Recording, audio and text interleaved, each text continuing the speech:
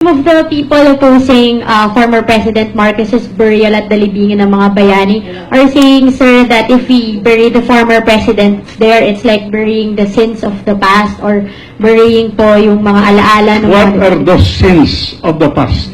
They're saying, sir, that, You detail it. Because specify it. Deal of particulars. sir, That's a general statement, sin of the past. sir, they mentioned the killings, disappearances po ng mga desaparecidos, oppression po of media. Why can they not file cases in court so that we will find out who did the disappearance and why they did disappear and who was the reason for the disappearance, and let them answer for it. The trouble with these people is that they make a charge without specification.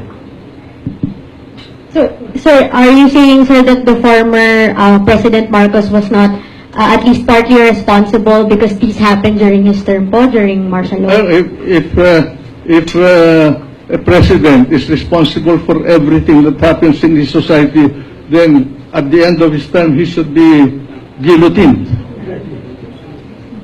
Sir, you defected po against the former president. Like this present president, they say he's harsh.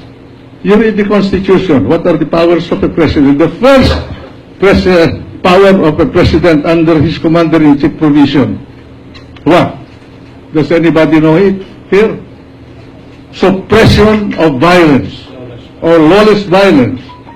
Any violence that is considered lawless under our system and that is prohibited by law is subject to suppression. By whom?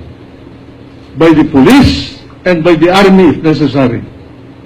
So, sir, even if po your defection po from former President Marcos eventually led po to the EDSA People Power Revolution, now, just to clarify, sir, you're supporting his hero's burial at the libingan ng mga bayani. Ano yun? Sir, even if you... Sir, kahit, sir, ulitin ko na lang po, kahit po tumiwalag po kayo kay former President Marcos... Ay, ibang salitaan yun, ibang issue yun. Huwag mo nang ibabalik yun sapagkat isang libro yun pag tinalakay ko yun. Ibang issue yun eh. We are talking of Marcos as Marcos the President. Okay?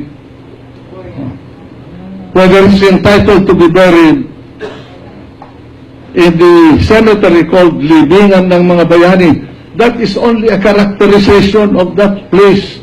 Not all the people buried there can be considered heroes. Whether they're medals or not, they're entitled to be buried there because the law says they must be buried there. They have a right to be buried there. Sir, would you consider former President Marcos po as a hero? Huh? Would you consider po former President Marcos? Why not? He was given the Medal of Honor. And it's not a fake medal. Some people say, Bonnie Gallego says, that he had fake medals, but of all the medals that he received, I don't think all are fake. One medal of honor is enough to allow you to be buried in that piece of land. Sir, same position even if the same position po, sir, even if the National Historical Commission is saying that yung mga medal of honor po ni former President Marcos is... I do not know. I'm quoting Bonnie Gallego, but I doubt whether there is truth to what he said. But anyway, if he can present the proof, why not? If anybody can present the proof, then prove it. Unless that proof is presented, the presumption is that those medals are genuine.